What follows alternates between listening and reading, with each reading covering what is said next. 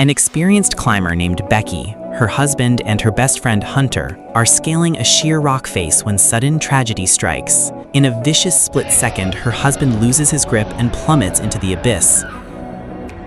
For an entire year, the crushing grief leaves Becky completely broken, trapped in an endless cycle of nightmares and isolation. Desperate to pull her out of the darkness, Hunter arrives with a radical plan. She convinces Becky that the only way to heal her psychological trauma is to face it head-on by climbing an abandoned 2,000-foot communications tower in the dead center of the desert. Paralyzed with fear but desperate for closure, Becky reluctantly agrees.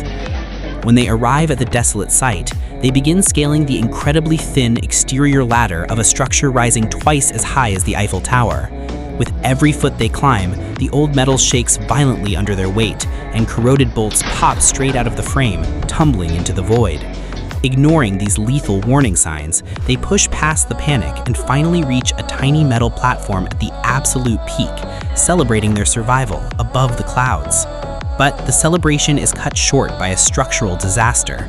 The moment they attempt to begin their descent, the old structure completely gives out.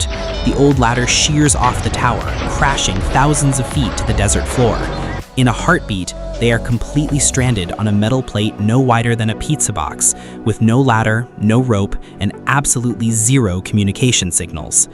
As the scorching days pass, their water drops to zero, and predatory vultures begin circling the platform. Stranded under a blazing sun, they are forced to make a terrifying survival choice: to drop a single message to the ground, knowing that any single misstep means instant game over.